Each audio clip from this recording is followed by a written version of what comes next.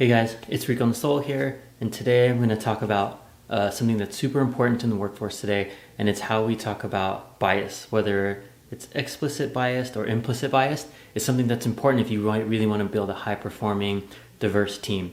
So let's get into it.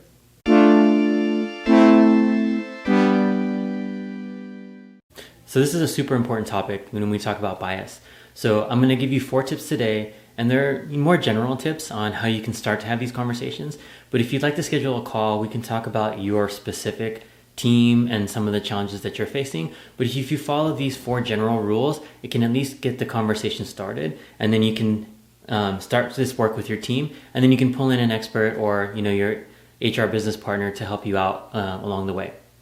Tip number 1 is make it safe for everyone to talk about bias.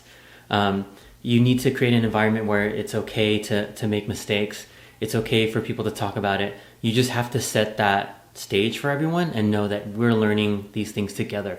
And also understand that everybody's in their own journey, right? We're all taking this journey together and how we address our own biases and things like that. So know that everybody is going to be in a different part of their journey, right? So allow people to make mistakes. Allow for questions. Just really make the space and set that stage so it's okay, so people feel like they're not going to be reprimanded if they ask a question, or there's any sort of consequences for that. Because if they're really coming from a place of learning and trying to understand, remember, like, one of my things is seek to understand.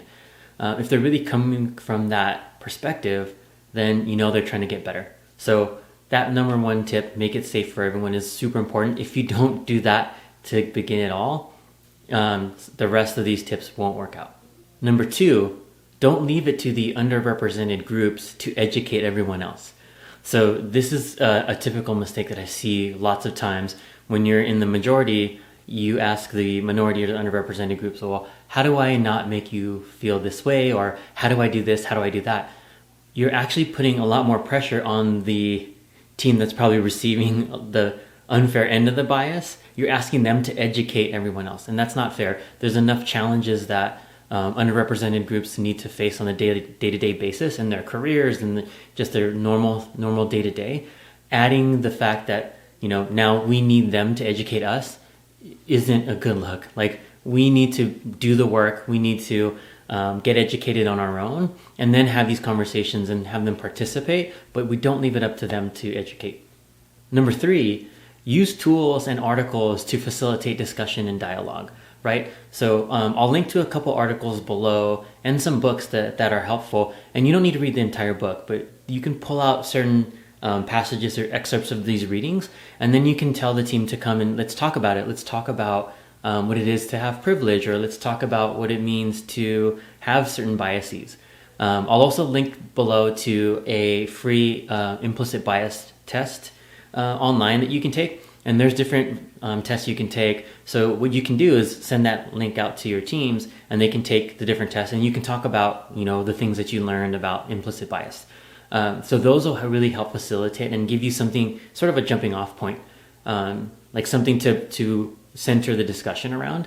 So yeah, lean into that. You find articles, I'll link some tools, so use that for some of your discussions. And number 4 is share your plans. You need to hold each other accountable. Like, what are you going to do to educate yourself?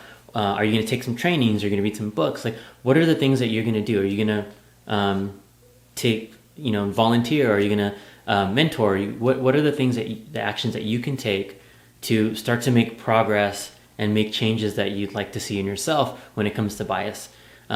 The thing that's great about sharing is once you share it with your teammates and your leaders and things like that, now that you become accountable to it. So if you don't share and tell anyone what you're doing, then, who's going to hold you accountable to it? So this is an important step too, is make sure you're sharing your plans and what you think you're going to do and what you're trying to accomplish and your goals and things like that with everyone. So then you have people to hold you accountable. They'll ask you for updates, and then you can update in either meetings or emails and things like that. So yeah, these are the 4 things that I think can help get you started. Again, by no means are these like fully inclusive or all you'll need to do. I think, if you want to schedule time with me, definitely let's do so. There are a lot of folks out here that are really great in this space. So find a resource, find someone that can help you. There should be someone maybe in HR that can help you. But yeah, make it safe for everyone.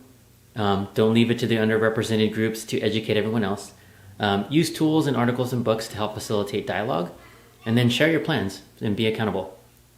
Don't forget, if you love the content, if you want to hear more, subscribe, like, send me some comments below on topics you want to talk about, or even if you found value in this video. So take care all. Have a good one.